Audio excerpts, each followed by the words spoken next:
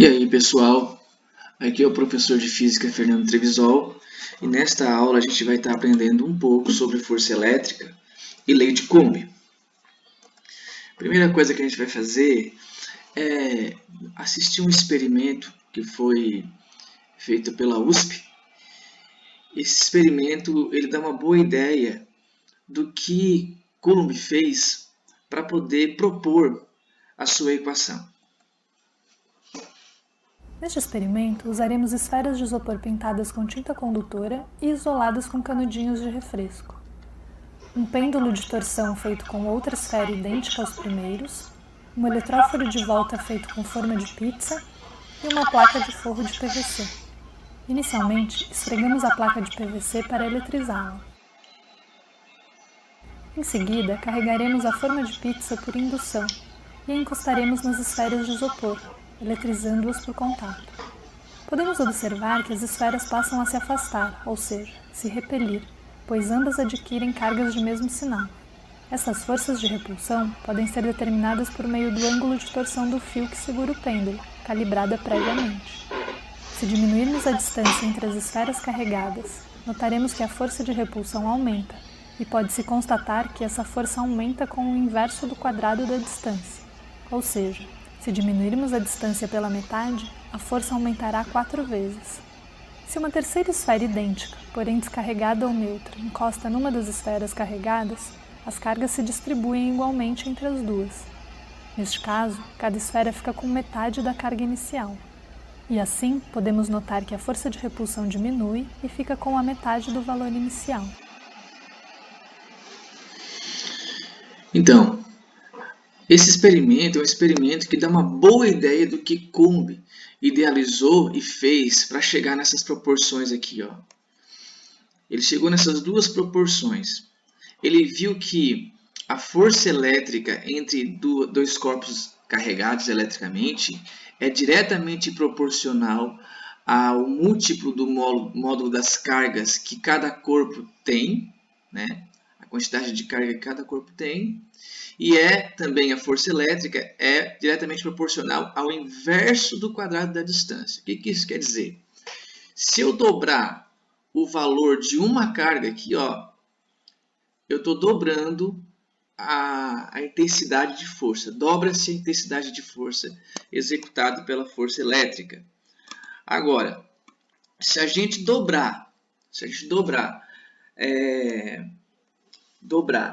a distância entre as duas cargas, entre os dois corpos carregados, o que vai acontecer? Essa força vai diminuir 4 vezes, vai ser dividida por 4. Foi isso que Coulomb observou. E com essas observações, Coulomb ele bolou uma equação. Está aqui a equação. Essa equação é chamada de lei de Coulomb, em homenagem a ele. E a equação, se a gente notar, na verdade ela é exatamente o que a gente acabou de ver no vídeo, no slide anterior.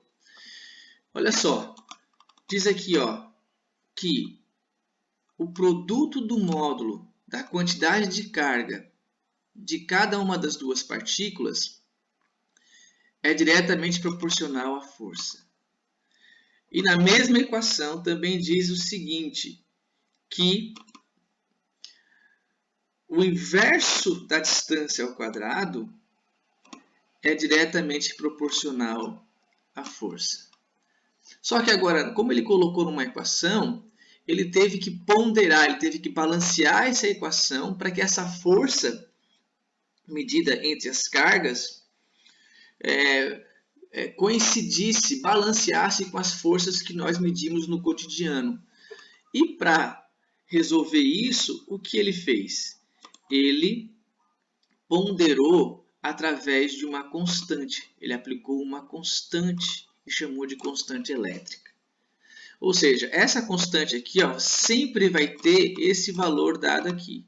9 vezes 10 dá 9 newton vezes metro ao quadrado por Coulomb ao quadrado. Então, com o arranjo que está dizendo, né? F de força, Q1 e Q2 de quantidade de carga de cada um dos dois corpos, D de distância entre as duas cargas e a constante elétrica.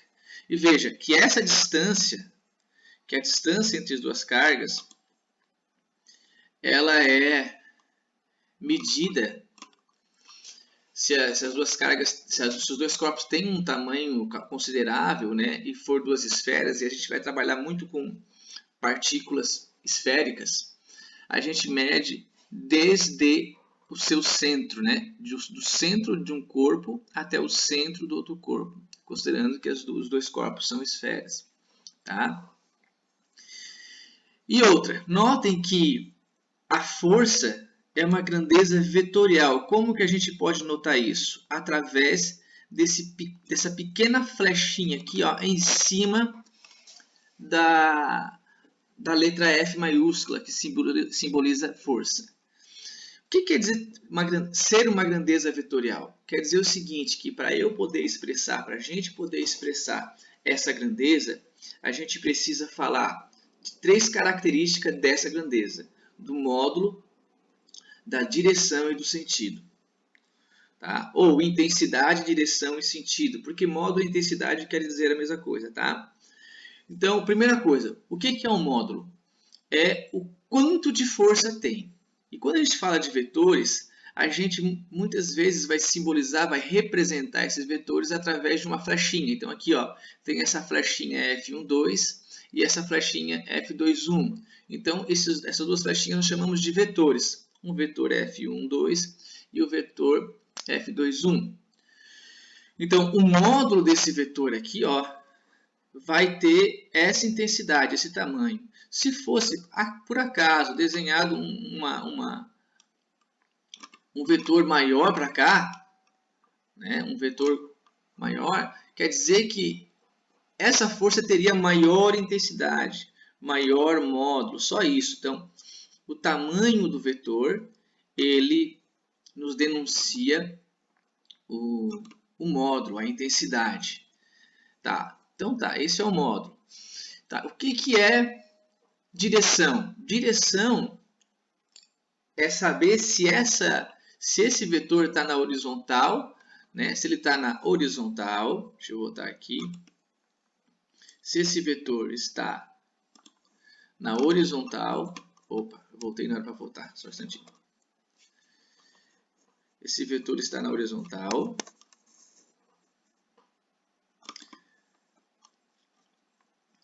Aqui. Se esse vetor está na horizontal,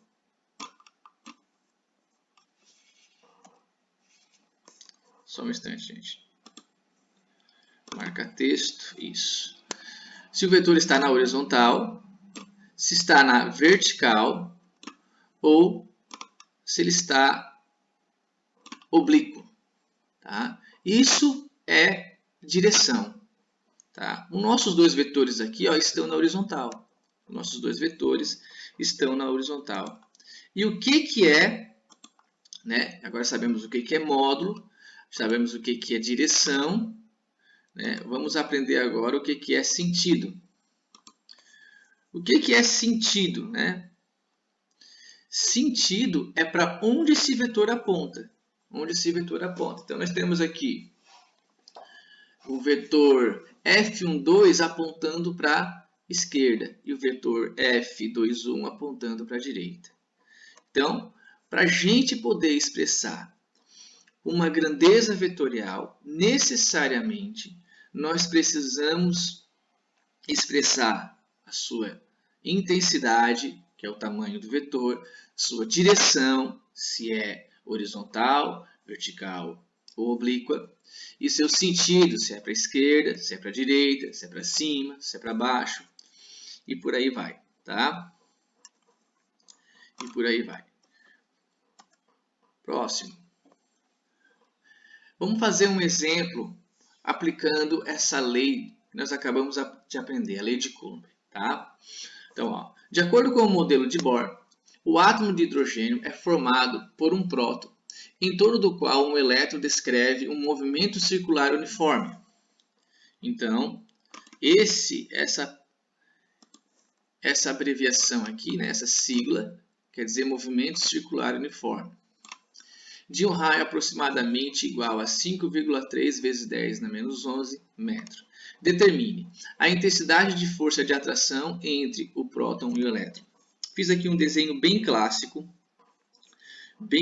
mesmo, de um átomo de hidrogênio. O próton no núcleo e um elétron orbitando esse núcleo. Tá? O que quer dizer um movimento circular uniforme? Quer dizer o seguinte, que a velocidade do elétron aqui ao redor do próton é constante. E quando a velocidade ao redor do elétron é constante, a força centrípeta também é constante. Tá? Então quer dizer que tem uma força constante aqui, ó, uma força centrípeta que puxa esse elétron para dentro, não deixando ele sair da trajetória. Força constante. E essa força centrípeta nada mais é que o resultado da força elétrica que a gente vai medir agora, daqui a pouco. Tá? Então, esse é um modelo de um átomo bem clássico de hidrogênio. Tá? Vamos pegar as informações que a questão nos dá. Primeira informação, né? O raio, 5,3 vezes 10 a menos 11 metros. Muito pequeno mesmo, algo muito pequeno. A quantidade de carga no elétron, menos 1,6 vezes 10 a menos 19. Claro, né? Um elétron tem uma carga elementar, tá? Quantidade de próton, também 1,6 vezes 10 a menos 19, só que agora positivo. Né? Próton tem cargas positivas. E o que ele pede? A força EP. Eu coloquei aqui, ó. A gente poderia calcular a força que o próton recebe do elétron, né? Mas eu botei como a força que o elétron recebe do próton. Porque ele pede para a gente medir a intensidade de atração entre os dois. Tá? E na verdade, na força elétrica entre duas partículas, né? Aqui está ocorrendo o quê? A terceira lei de Newton. Né?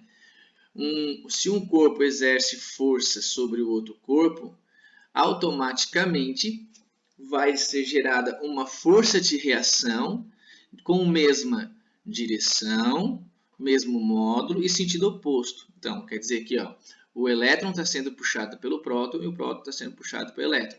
E esses dois estão sendo puxados com a mesma intensidade de força, atraídos com a mesma intensidade de força.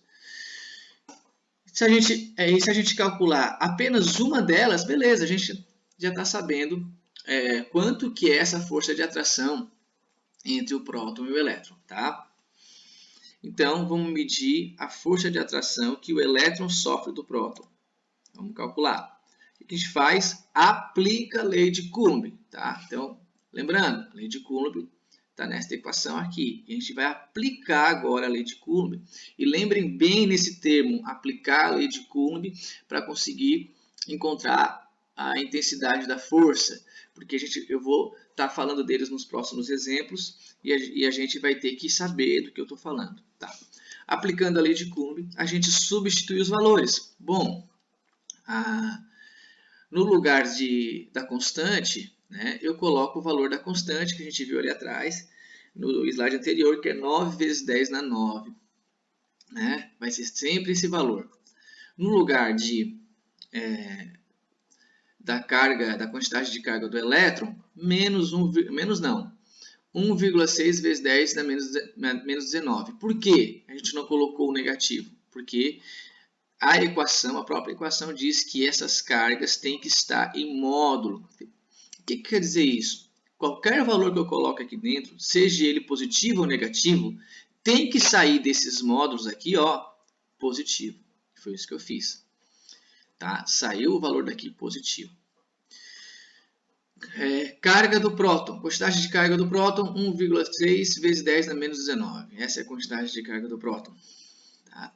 Aí depois, ó, a distância ao quadrado. 5,3 vezes 10 na menos 11. Tudo entre parênteses e tudo ao quadrado. O que a gente faz?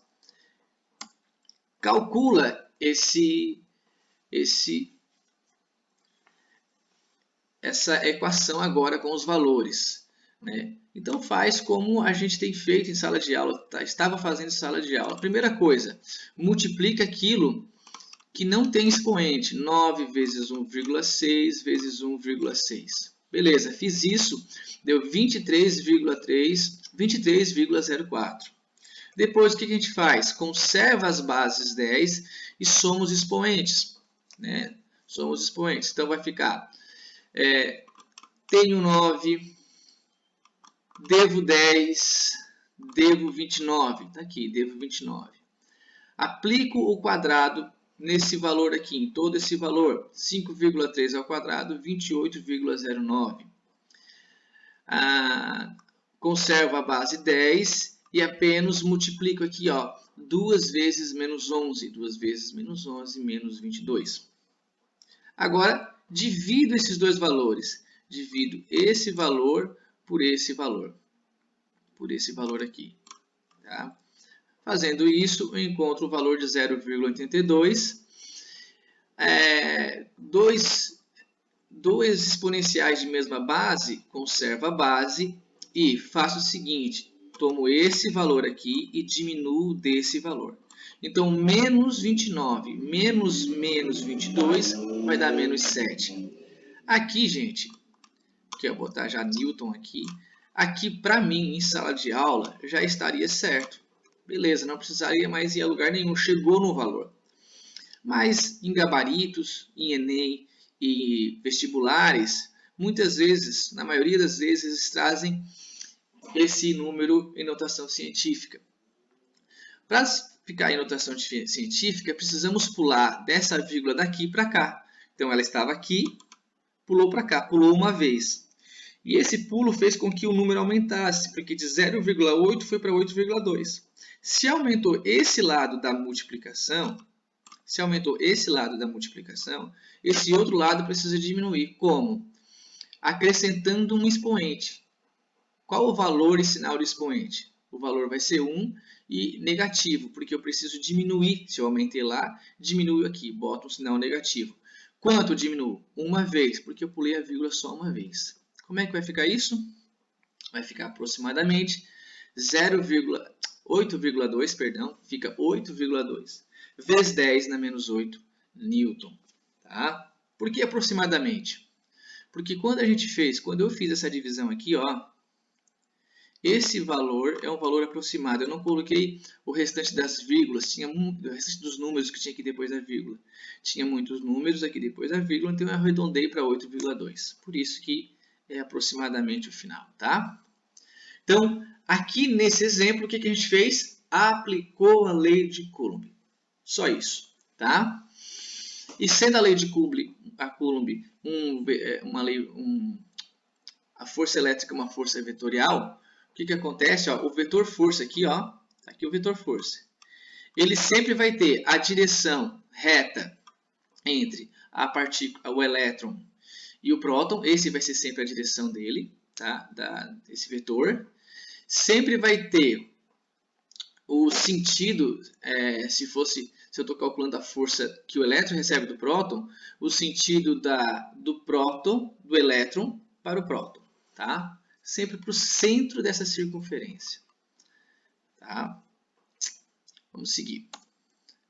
Beleza. Aprendemos agora, no slide anterior, a aplicar a lei de Coulomb. Agora vamos aprender a somar várias forças que estão sendo exercidas sobre uma partícula.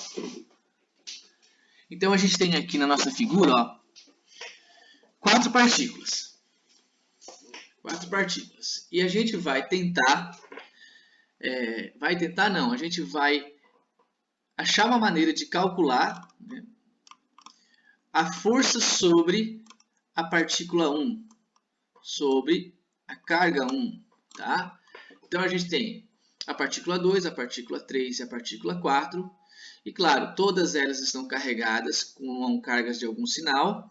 Então, existe aqui uma colaboração de força sobre a partícula 1 das outras 3 cargas, das outras 3 partículas. Como que a gente pode fazer esse cálculo? Tá? Percebam o seguinte, que aqui nesse arranjo, todas as partículas estão todas num mesmo eixo, tá? Nesse eixo aqui.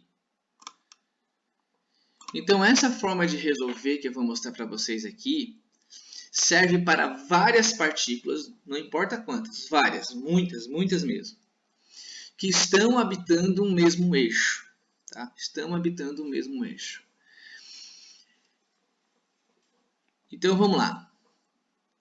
O que a gente faz? Primeiro, a gente tem que saber as distâncias de todas as outras 3 partículas até a partícula 1. Então, nós temos a partícula, aqui a distância 1, 2, tá? A distância entre a partícula 1 e a partícula 2, a distância entre a partícula 1 e a partícula 3, a distância entre a partícula 1 e a partícula 4. Então, olha só, a gente tem aqui todas as quantidades de cargas de cada partícula e a distância de todas elas em relação à partícula 1. Com essas informações, a gente consegue aplicar a lei de Newton. Lembra do slide anterior? A gente consegue aplicar a lei de Newton e calcular a força, a contribuição de força de cada uma dessas 3 partículas sobre a partícula 1. Tá? Sobre a partícula 1. Então, olha só. A partícula 1 está recebendo força da partícula 2. E o vetor força dessa partícula 2 aponta para a direita. Claro, ó, sinais iguais, repulsão. Então, está sendo repelida essa carga aqui para a direita. Né? A partícula 1 está recebendo uma força também da partícula 3 de atração. Sinais diferentes. A partícula 3 atrai a partícula 1. Então, de novo, a gente coloca aqui um vetor na horizontal, no sentido esquerda-direita, né? Ou seja, apontado para a direita. E a partícula 1 recebe uma força da partícula 4, né, de repulsão. Ou seja, a 4 está posicionada aqui, ela vai ser repelida para a esquerda. Foi colocado aqui. Bom, agora vamos supor que a gente tem o conhecimento, a gente sabe os valores de cada uma dessas forças. Pode ser qualquer valor, mas vamos supor que a gente sabe os valores numéricos, os valores, a quantidade de forças, a intensidade de força de cada uma dessas forças. Força 1, 2, força 1, 3, força 1, 4.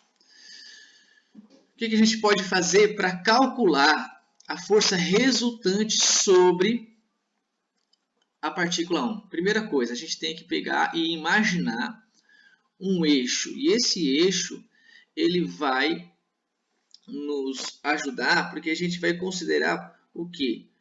Para onde é o positivo e para onde é o negativo.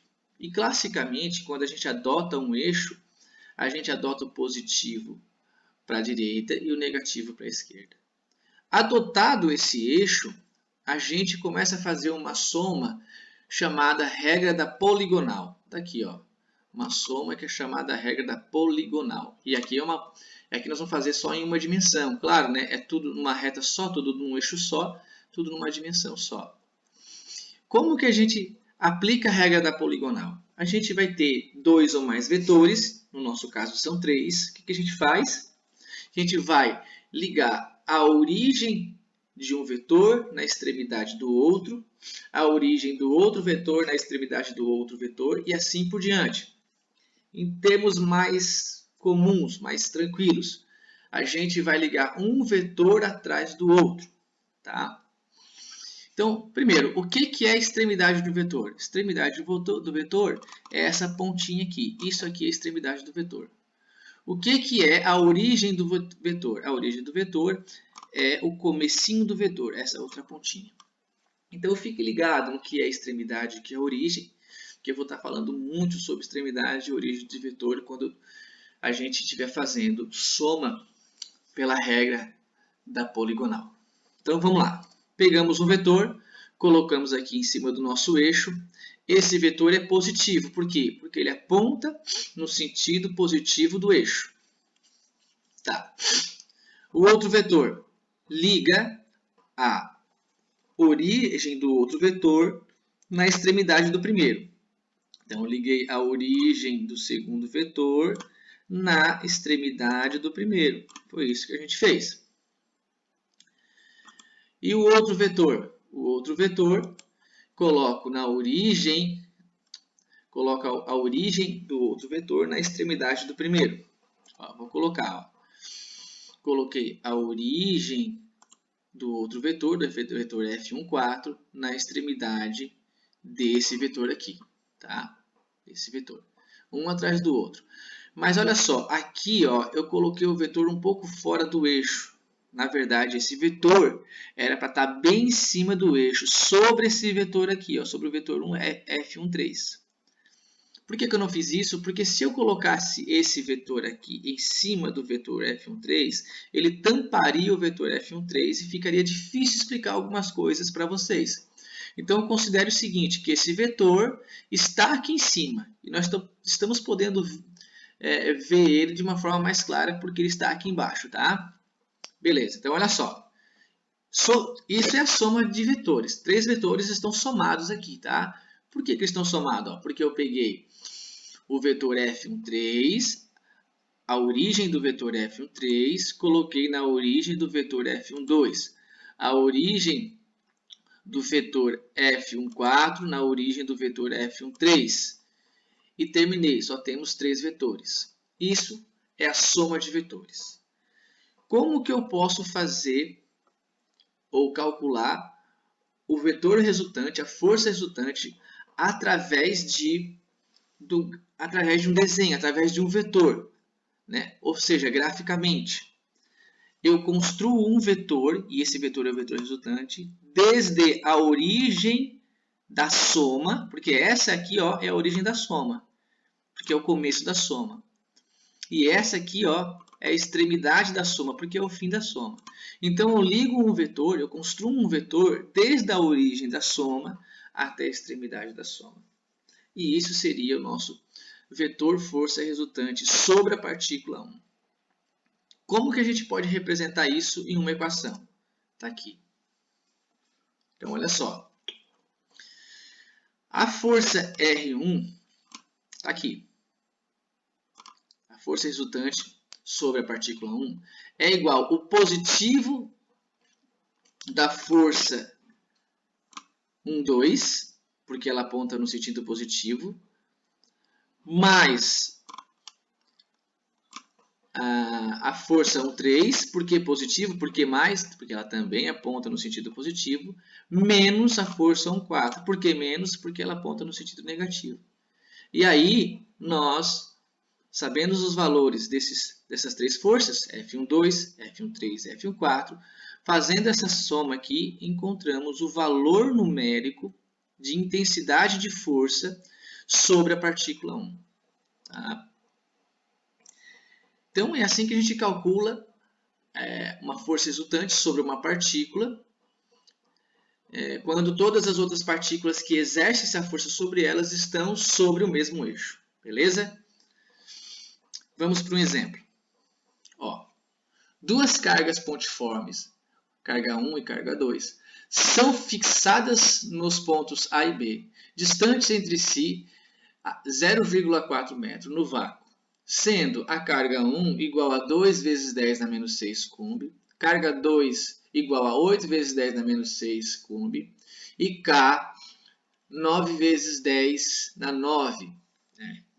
Determine a intensidade da força elétrica sobre a carga 3, que tem sua intensidade de carga, seu valor de carga, igual a menos 3 vezes 10 na menos 6 coulomb, colocada 0,1 metro de A sobre a reta B. Primeira coisa que a gente faz aqui, tirar as informações, os dados, né?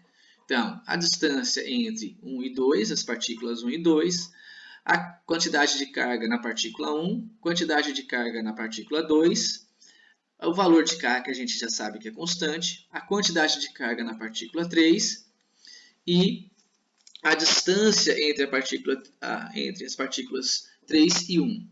Bom, agora vamos fazer um desenho para entender o que está acontecendo, porque o enunciado ele é só pelo enunciado fica difícil a gente responder. Então, quando acontece isso, a gente tenta fazer um esboço do desenho para entender o que está acontecendo. E aí, o que ele diz? Ó, que as partículas 1 e 2 estão fixadas em dois pontos, nos pontos A e B. É o que eu fiz. Partícula 1 e 2, partícula 1 no ponto A, partícula 2 no ponto B. Também ele diz que as duas têm uma distância entre elas de 0,4 metros. Está aqui. Também diz o seguinte, que a partícula 3 foi colocada a 0,1 metro da partícula 1, a partícula 3 colocada a 0,1 metro da partícula 1, na reta AB. A reta AB é essa reta aqui, ó, que liga o ponto A e B. Então, essa é a reta AB, só na parte interna aqui, tá? Essa reta não continua na parte externa, porque ele delimitou, reta AB. Bom, feito esse arranjo, a gente percebe uma coisa. A gente também tem a distância entre a carga 3, né, a partícula 3 e a partícula 2. Porque vejam só, se aqui é 0,4 metro e aqui é 0,1 metro, essa distância aqui, ó, essa distância vai ser 0,3. Vai ser 0,3. Por quê? 0,4 menos 0,1 é igual a 0,3. Então, nós temos mais uma informação.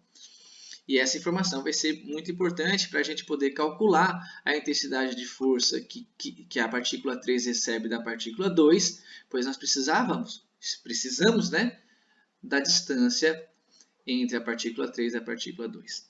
Tá? Então, a gente tem que saber calcular a força F, a força que 3 recebe de 1, né? E a força que 3 recebe de 2. Claro, nós temos um arranjo aqui e a partícula 3, ela recebe força tanto da partícula 1 quanto da partícula 3.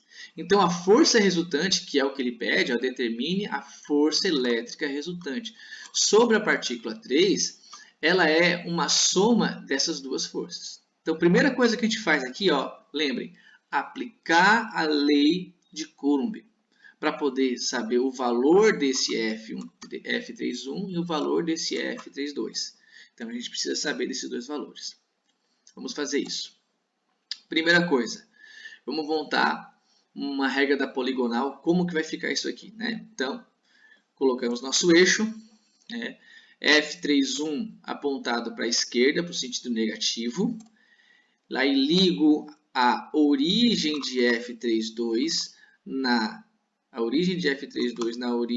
extremidade de F31. Eu não coloquei exatamente em cima do eixo para um vetor não tampar o outro, mas o certo seria em cima do eixo, tá?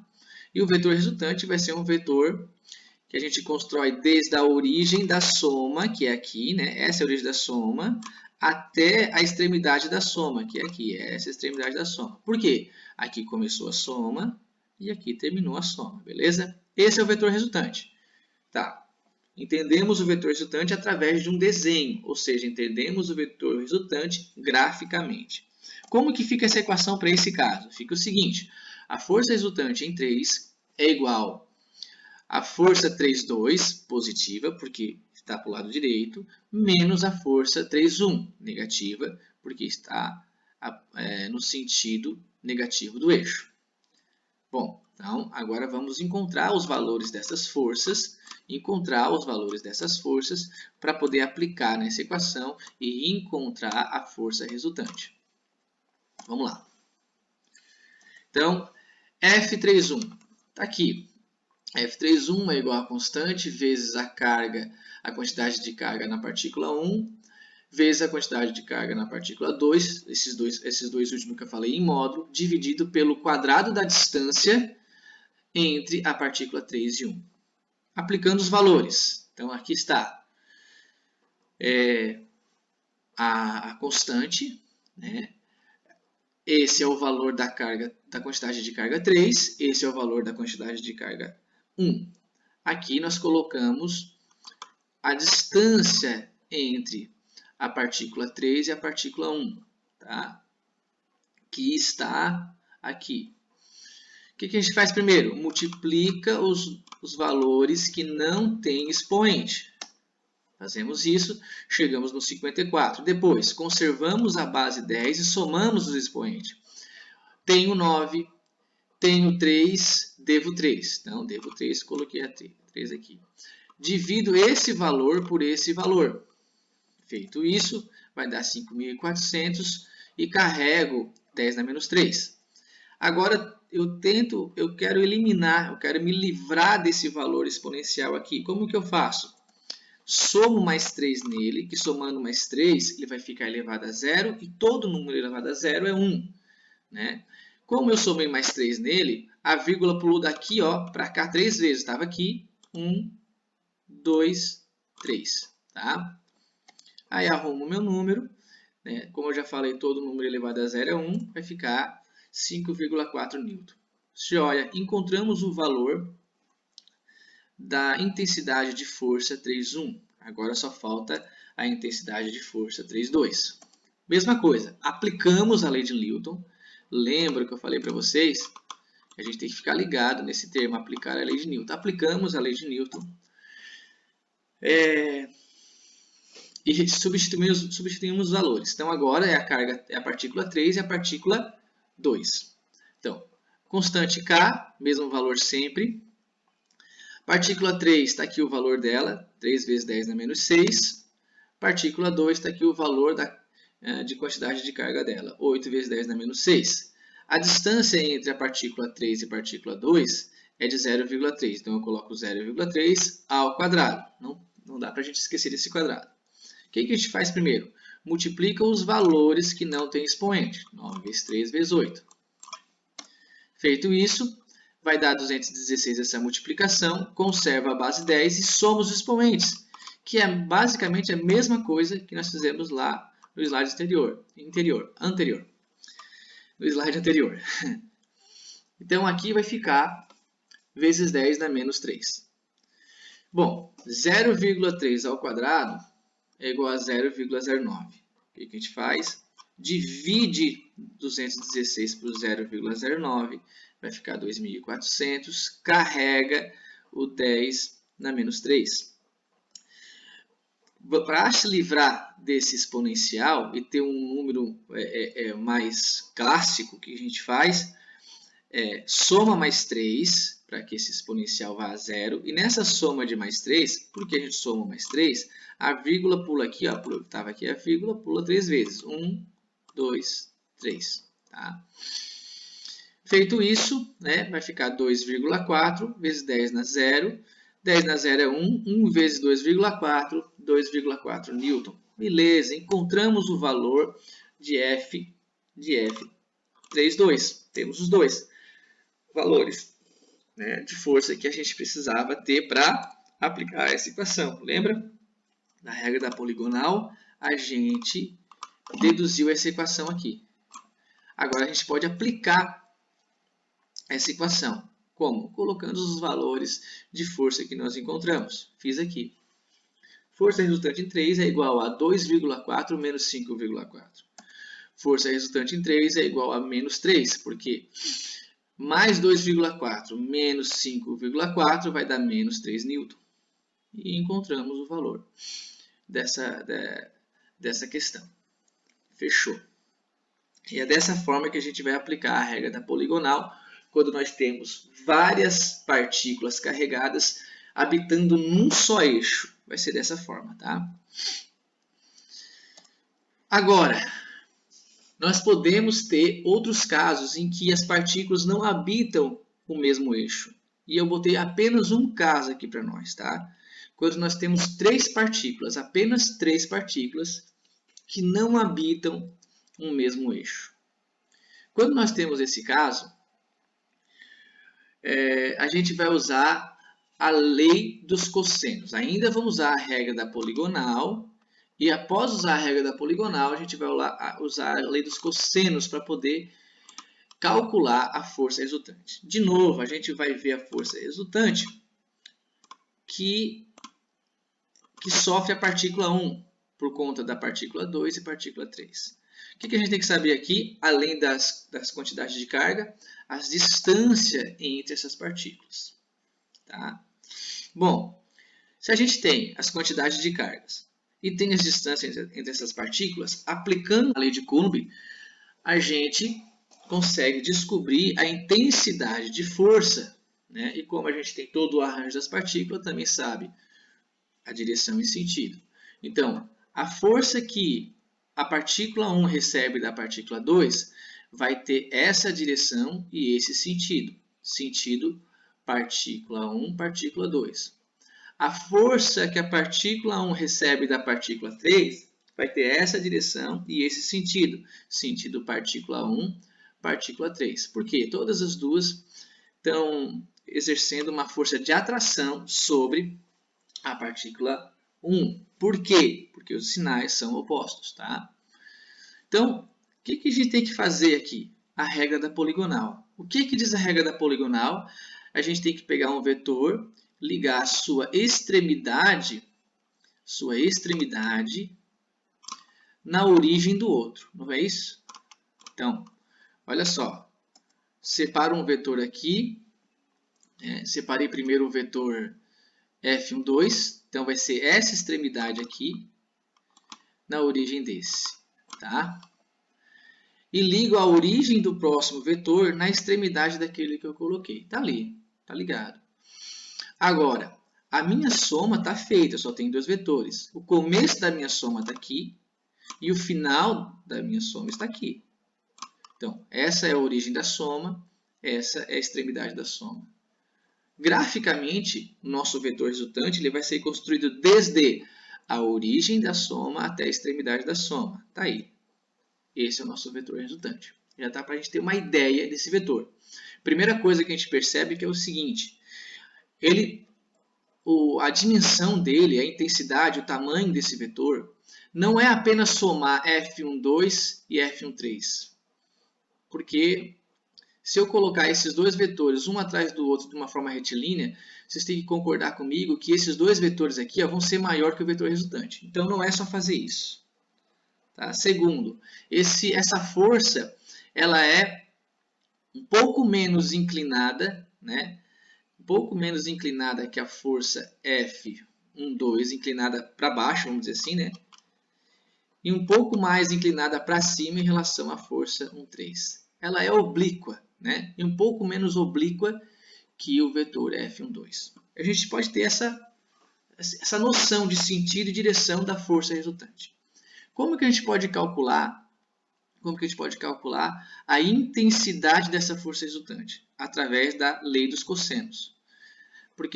E para calcular a lei dos cossenos, a gente precisa saber esse ângulo aqui, ó, o ângulo entre as duas forças que estão sendo somadas. Ó.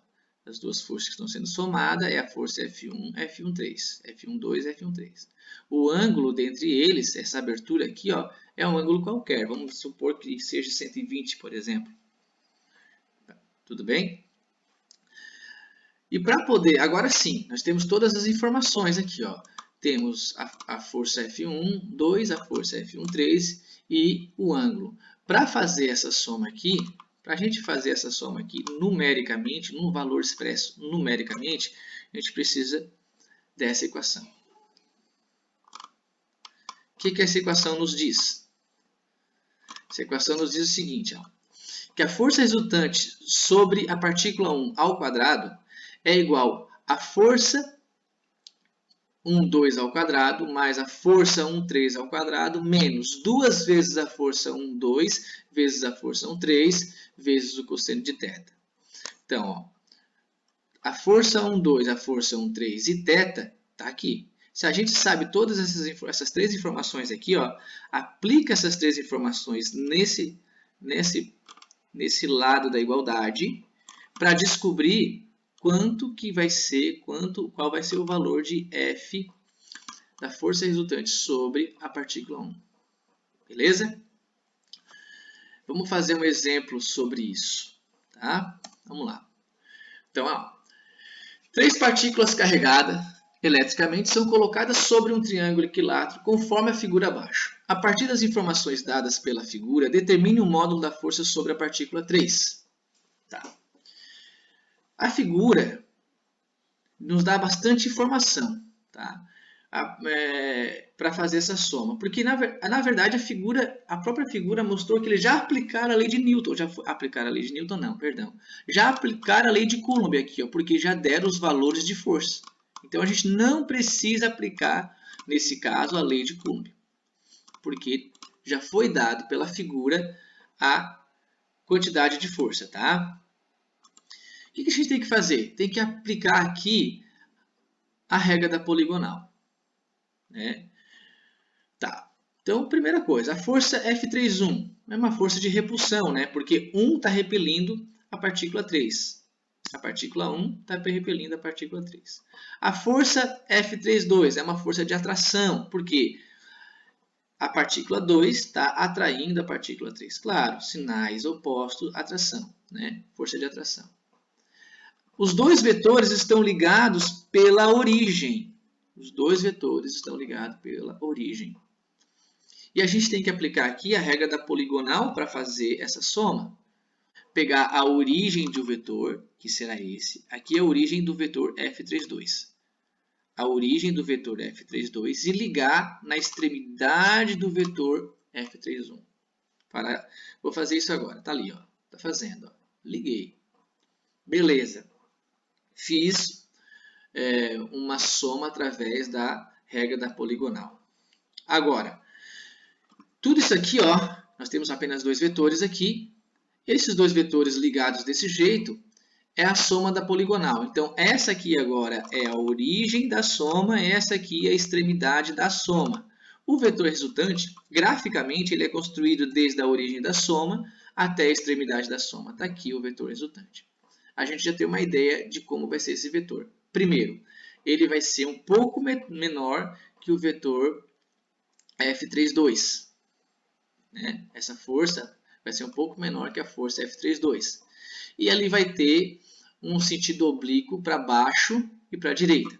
É isso que a gente sabe. Agora, a intensidade, o módulo dessa força. Para a gente calcular a intensidade, a gente precisa de mais uma informação, que é esse ângulo aqui, ó. Esse ângulo. A questão não nos deu o ângulo, não nos deu. Mas a questão disse que o triângulo é um triângulo equilátero. E todo triângulo equilátero, né, o ângulo interno dele é 60 graus. Os três ângulos, cada ângulo dos três ângulos internos dele é 60 graus. Bom, aí sim, ó, sabendo disso, a gente pode deduzir qual é esse ângulo aqui, ó, através de uma dedução. Uma dedução geométrica. Olha só, esse vetor aqui, ó, o vetor 3,1, é um prolongamento desta aresta do triângulo.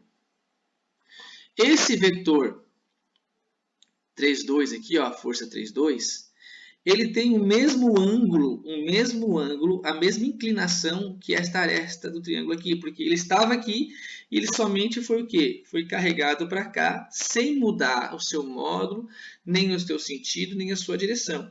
Ele só foi carregado para cá e ligado no vetor. Então, ele continua tendo a mesma inclinação. Bom, se esse vetor aqui tem a inclinação desta aresta aqui, e se esse vetor aqui tem a inclinação desta aresta aqui, e esta aresta, a abertura desta aresta com esta aresta de 60 graus, ali também é uma abertura de 60 graus, é um ângulo de 60 graus. Tranquilo? Encontramos o ângulo de 60 graus entre, né, os vetores F31 e vetores F32. Aplicamos o que? A lei dos cossenos. Tá aqui a lei dos cossenos. A gente vai substituir os valores que foram dados. Substituindo, ó, o que eu botei aqui? No lugar de F31, 0,5, foi dado lá. F31 aqui também, F31 e F31. No lugar de F31, 0,5, 0,5. No lugar de F32, 0,9, 0,9. E no lugar de θ, 60. Então, Começamos agora a fazer a matemática. Daqui por diante é só matemática agora. Então, 0,5 ao quadrado, 0,25. 0,9 ao quadrado, 0,81. E aqui eu só substituo cosseno de 60 igual a 0,5. Porque se vocês forem numa tabela ou numa calculadora, vocês vão ver que cosseno de 60 é exatamente 0,5. Seguindo, o que eu fiz aqui? Só resolvi essa parte da equação. Multipliquei 2 vezes 0,5 vezes 0,9 vezes 0,5, que chegou em 0,45. Negativo, porque eu carreguei esse negativo aqui. O que a gente faz agora? Soma esses três valores. 0,25 mais 0,81 menos 0,45. Encontramos esse valor aqui. Terminou a conta? Não. Por quê? Esse expoente aqui está ainda acompanhando a força resultante 3. Eu preciso isolar o F, a força resultante 3. Ou seja, eu preciso isolar o FR3. Bom, a operação inversa do expoente é a raiz. Então, eu coloco esse expoente para o outro lado como raiz, envolvendo todo esse valor aqui. Foi isso que eu fiz aqui. Tá? Então, ficou raiz, né, FR3 igual a raiz de 0,61. Uma calculadora, a gente vai ver que a raiz de 0,61 é igual a 0,78. E terminamos a nossa conta. Está terminado. Beleza? Então, olha só. Então, veja que o valor que foi achado aqui, 0,78, é mais ou menos o que nós deduzimos que ia ser. Ele é um pouco menor que 0,9. Estão vendo? É um pouco menor que 0,9. Tá? É isso aí. Seguindo. Gráfico da força elétrica em função da distância. Por que eu vou mostrar isso aqui? Porque de vez em quando isso cai em vestibular, tá, gente? Então, o gráfico da força elétrica em função da distância. Esse gráfico ele é montado a partir da lei de Coulomb, tá, gente? Tá aqui a lei de Coulomb. Então, é o gráfico da força elétrica em função da distância. O que acontece? Eu tenho aqui uma distância base. Tá? D, uma distância qualquer D, 3, 6, 2, 9, tá? Mas vamos dizer que é D. Quando duas partículas estão a uma distância D, a força entre elas é de F. Esse F vai depender da distância que a gente adotar aqui. Mas enfim, assim por letra a gente já consegue entender o que eu quero passar aqui. Então, quando a distância entre duas partículas é uma distância D, a força entre elas é F. Quando essa distância aqui cai pela metade, ou seja, essa distância é dividida por 2, deixa eu colocar com outra cor aqui, essa distância é dividida por 2, o que vai acontecer? Quanto mais perto, maior a força, não é isso? Então, quando a distância é dividida por 2, então esse divisor aqui, o divisor que divide a distância, o que vai acontecer? Ele vai aumentar, a força vai aumentar, vai ser multiplicada pelo quadrado desse divisor. A força vai ser multiplicada pelo quadrado desse divisor. Então, veja só, o quadrado do divisor 2 é 4, né? Então, a força vai aumentar 4 vezes. É isso que ocorre. Por exemplo, aqui seria a distância dividida por 4. Se a distância fosse dividida por 4, o quadrado de 4 é 16. Então, a força ia aumentar 16 vezes. Ia estar lá em cima. Agora, voltamos aqui. Distância, uma força elétrica resultante. Se essa distância é dobrada, agora, a distância, ela é aplicado um múltiplo, né? Tem um multiplicador aqui, vezes um multiplicador, vezes a distância. Se essa distância ela é multiplicada por um multiplicador, a força vai ser dividida pelo quadrado desse multiplicador. Olha só, está aqui, né? Divide pelo quadrado desse multiplicador. Então, vai ficar força dividido por 2 ao quadrado, que é 4. Está aqui. Agora, se a distância ela é multiplicada por 4, quadriplicada, ou seja, a gente tem um multiplicador 4 aqui, ó. O que acontece com a força? A força é dividida pelo quadrado desse multiplicador, que é o 4. 4 vezes 4, 16. Então, a força é dividida por 16. E esse gráfico vai ter sempre essa cara aqui, ó. Essa curva, que nós chamamos de curva hiperbólica ou hipérbole, tá? Então, olhem bem para esse gráfico e pensem com carinho nele, porque eu já vi questões assim, ó, qual gráfico representa melhor a lei de Coulomb? Daí eles colocavam vários gráficos, aí um era uma reta, em vez dessa curva botava uma reta assim, outro botava uma reta assim, outro botava uma reta para cima, e a última opção, a última alternativa, aí sim, colocava uma curva hiperbólica. E daí é só assinalar. Poxa, só saber que a curva é hiperbólica matava a questão e ia para a próxima rapidinho. Tá? É isso. Fechou, galera. Obrigado pela cooperação, pela atenção. Até uma próxima.